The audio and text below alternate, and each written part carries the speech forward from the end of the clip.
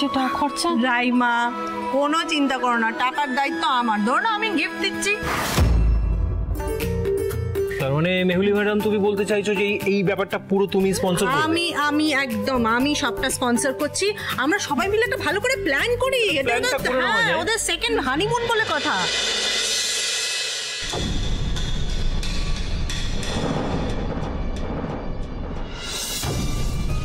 শেষবারের মতন quality time spend করে নাও। সিংহরায় বাড়ির বড় বউ। হ্যাঁ, কিন্তু ওরা কি রাজি হবে? কেন রাজি হবে না? আমরা সবাই মিলে রাজি করাবো। আমি একা ধরে যাবো, নিশ্চয়ই রাজি হবে। কাম্মা, মা আর বাবার সঙ্গে না আমিও যাবো।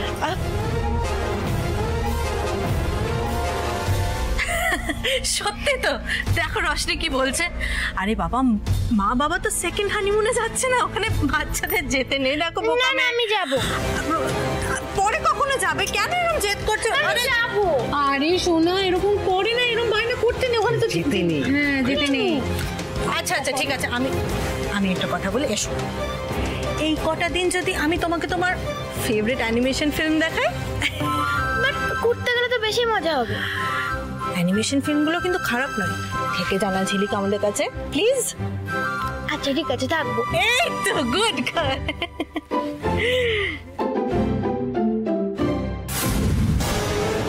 তুমি ঝলমলকে আমার থেকে দূরে করে নিয়েছিলে না দিদি ভাই? এবার দেখো আমি ঝিলিকের সাথে কি করি। তাহলে ওই কথাই রইলো। একদম প্ল্যানিং। কি কথা জামাই দাদা? দিদি ভাই থ্যাংক ইউ।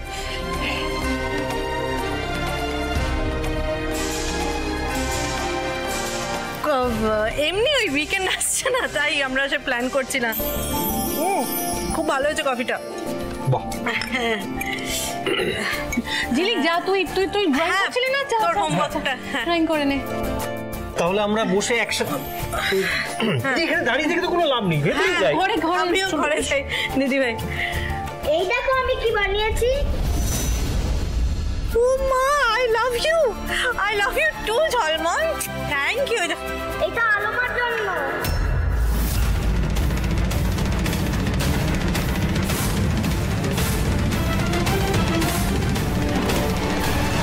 খুব সুন্দর হয়েছে ঝলমল। তোমার ভালো লেগেছে আলোমা? ভীষণ ভালো লেগেছে। এই যে ফুলটা, এটা কি করে বাবা? ওটা ঝলমলের ভয়টা কেটে গেল কি করে?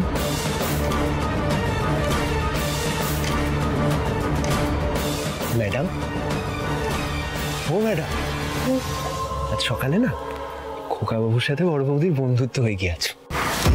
কুকি,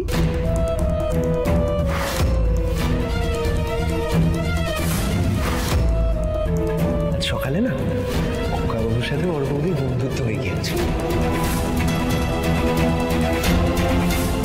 আগে সাইনটা হয়েছে, তারপর তোমার ব্যবস্থা আমি করছি।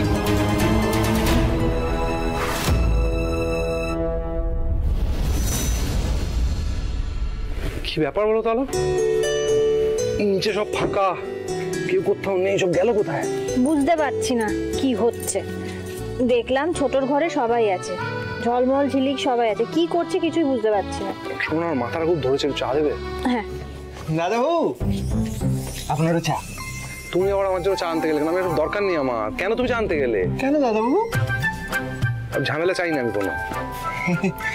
দাদাবাবু, মুখে কেউ কিচ্ছু বলিবে না।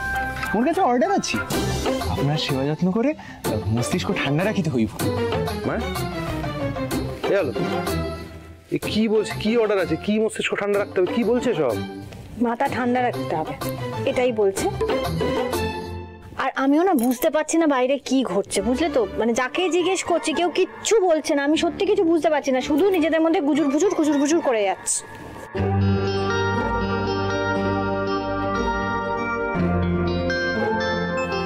দিদি ভাই, দাদা, দিদি ভাই, আমার একটু কথা ছিল তোমাদের সাথে। রিয়েলি সরি, আজকে বাড়ি ঢুকে যা যা বলেছি তোমরা যখন বাড়ি ঢুকলে। Really sorry about that. Please ভুলে যাও, মানে রাগ করে থেকো না। কি বলবো, সবাই আমরা। কি ব্যাপার? হ্যাঁ, কোনো অনুষ্ঠান বাড়িটা আছে নাকি? সবাই মিলে দঙ্গল বেঁধে একেবারে চলে এসেছিস? হ্যাঁ এই রেমা, কি ব্যাপার? কি রে ঋষি, কি হয়েছে? কি হয়েছে বলো তো, বুঝতে পারছি না। আরে বাবা, অত গম্ভীর হয়ে জিজ্ঞেস করার কি আছে বলতো বড়দা ভাই? এমনি কথা বলতে এসেছি আমরা। তা বল না, বলে উদ্ধার কর না। আচ্ছা আমি বলছি সামনে তো তোদের 15th অ্যানিভার্সারি, সেই উপলক্ষে আমাদের তরফ থেকে তোদেরকে একটা ছোট্ট উপহার।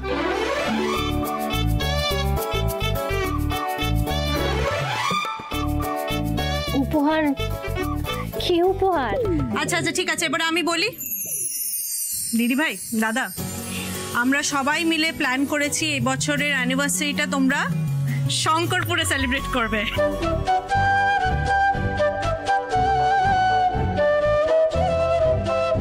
শঙ্করপুর? হ্যাঁ, শঙ্করপুরে।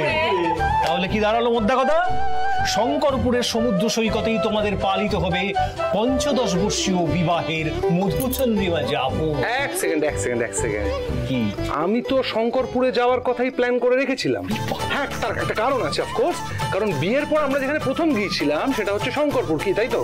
এক্স্যাক্টলি, হ্যাঁ দাদা জানি সেটা।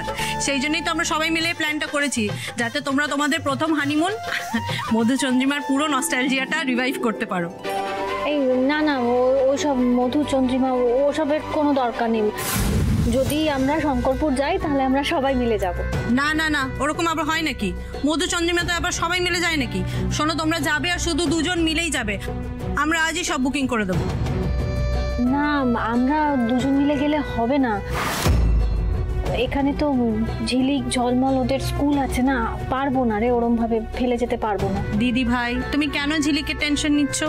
ঝিলিক এখন আমার দায়িত্ব, ঠিক আছে? দেখো, এতদিন তো আমি ঝলমলকে তোমার দায়িত্বে রেখে এত জায়গায় ঘুরে বেরিয়েছি। তুমি তো ঝলমলের টেক কেয়ার করেছো, তো এবার না 3-4টা দিন ঝিলিকের টেক কেয়ার আমি করলাম। ট্রাস্ট মি, আমি করব। কি হলো, এত ভাবছো কি আমাকে কি ভরসা করা যায় না?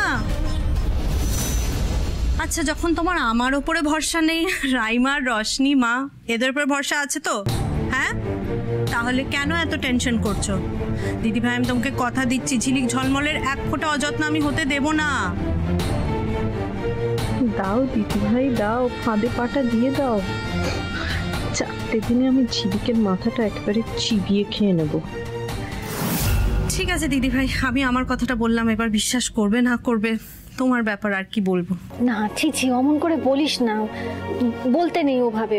ব্যাস, তাহলে ওই কথাই রইলো, তোমরা দুজনে ঘুরতে যাচ্ছ, ব্যাস। ও, তার মানে এইটা তোমাদের সবার চক্রান্ত? হ্যাঁ হ্যাঁ বড় বৌদি, সব চক্রান্ত তো খারাপ হয় না, ভালো তো হয়। Yes, I second you, actually third you. আমি সবাইকে থ্যাঙ্কস জানাতে চাই যে তোরা সবাই মিলে যে প্ল্যানটা করেছিস এবং আমাদের সারপ্রাইজ দেওয়ার চেষ্টা করেছিস, তার জন্য thank you, actually all of you. Okay, any time. তাহলে বড় শালা